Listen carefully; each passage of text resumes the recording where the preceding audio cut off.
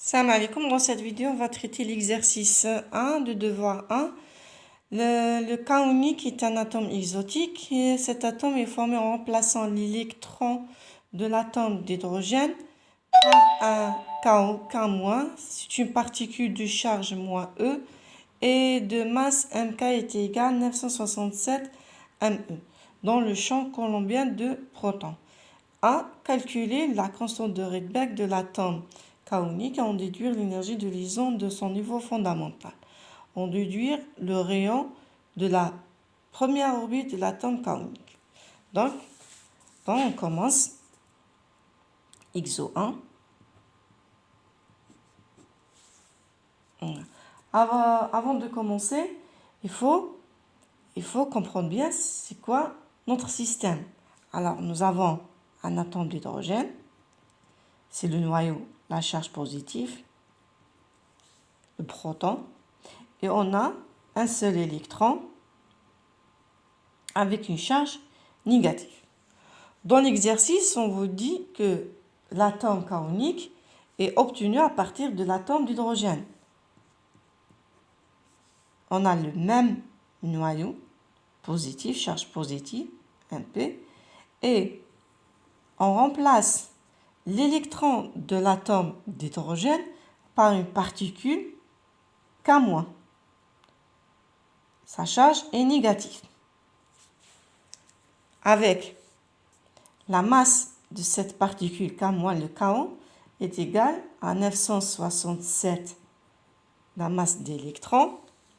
Et bien sûr, nous avons la masse de protons, c'est 1836, la masse d'électrons. Je vais mettre ici moins pour dire que c'est une charge négative. Et ça, c'est le noyau de charge positive. Donc, voilà notre système. Ça, c'est l'atome d'hydrogène. Et ça, c'est notre atome K unique. Au lieu d'avoir un électron qui tourne autour du noyau, on a la particule K- qui tourne autour du noyau. Maintenant, la première question, on vous demande de trouver la constante de Rydberg de l'atome K unique. Dans la vidéo précédente, on a vu, dans le rappel, on a vu que pour un atome donné, la constante de Rydberg corrigée de l'effet de masse est donnée par Rx sur μx égale R l'infini sur ME. Alors, c'est simple. Maintenant, pour notre atome K unique, on va appliquer tout simplement cette formule. On a donc R de l'atome K unique, la constante de Rydberg de l'atome K unique, sur mu, la masse réduite de l'atome K unique, égale R l'infini sur ME. Et de là, je peux tirer RK égale à mu K sur ME fois R l'infini. Bien sûr, avec la masse réduite mu K égale à MK fois MP sur MK plus MP. Donc, puisqu'on a les valeurs, on connaît la masse de K, on connaît la masse de P, on remplace et après le calcul, on trouve que RK égale à 633,40 R l'infini.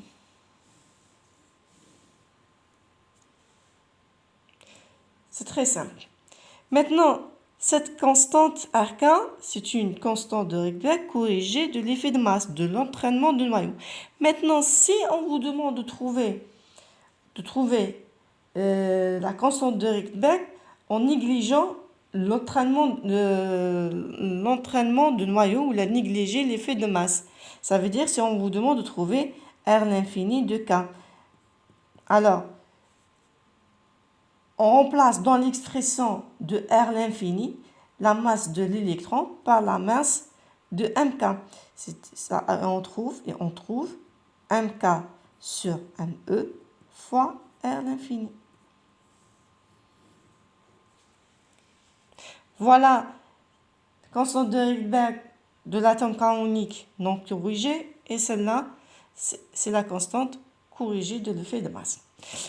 Si vous avez compris ça, ensuite on vous demande de trouver l'énergie. Nous avons vu aussi que dans l'atome d'hydrogène, En est égal moins Hc R l'infini sur 1 carré. Voilà. La même chose, on fait la même chose pour les énergies de l'atome kaonique égale moins Hc. Maintenant, au lieu d'écrire R l'infini, je vais écrire R K sur 1 carré. On vous demande maintenant, voilà l'expression de l'énergie, on vous demande de trouver l'énergie de niveau fondamental. Ça veut dire pour N est égal à 1. On a E1 de K égale moins HC RK. Égale aussi, je remplace RK par son expression, c'est moins HC R l'infini fois 633,40. Et on sait que HCR l'infini, on a vu ça déjà, c'est 13,6 électronvolts. Donc,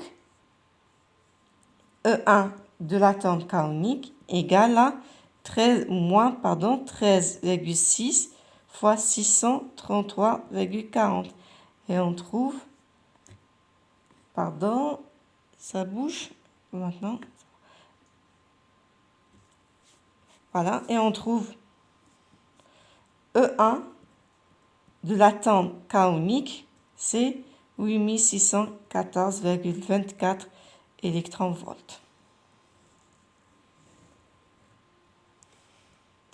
C'est très simple. Maintenant, on passe à la deuxième question. Dans la deuxième question, on vous demande le rayon de la première orbite de cet atome kaonique. Aussi, dans la vidéo précédente, nous avons vu pour l'atome d'hydrogène, le rayon R1 s'écrit H bar 4P epsilon 0 sur E carré, ME, la masse d'électrons, fois 1 carré.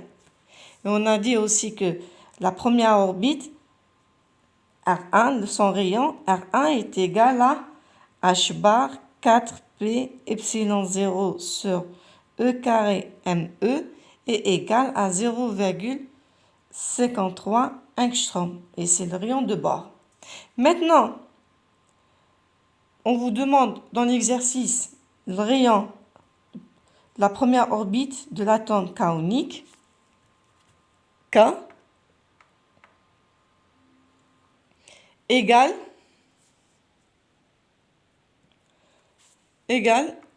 on va remplacer dans l'expression, on va remplacer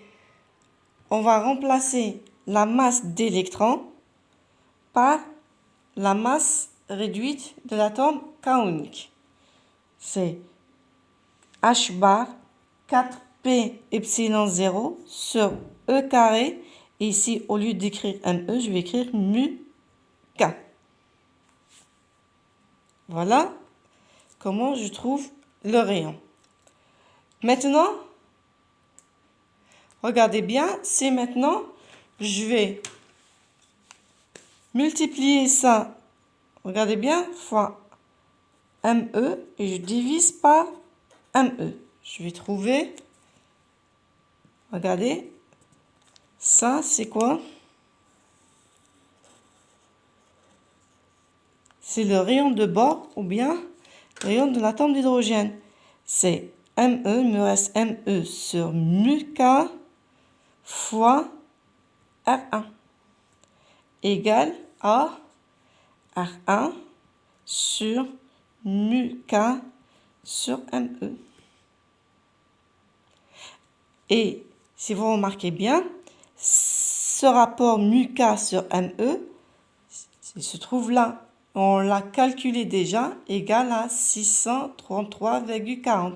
Donc, R1, le rayon de la première orbite de l'atome kaonique égale à R1, le rayon de bord, sur 633,40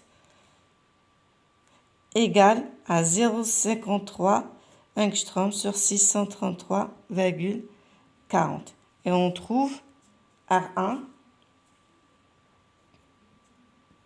de l'atome kaonique égale à 8,36 10 puissance moins 4 angstrom. Voilà comment on trouve le rayon de l'atome kaonique. Et on remarque, regardez, le rayon de l'atome kaonique de la première orbite, c'est 8,36 10 puissance moins 4 angstrom, alors que le rayon de la première orbite de l'atome d'hydrogène, 0,53, c'est très inférieur. Donc on dit que l'atome kaonique, sa première orbite, est beaucoup plus proche du noyau que celle de l'hydrogène. Et c'est tout pour cet exercice. Vous voyez qu'il est très simple. Bon courage et à la prochaine vidéo, Inch'Allah.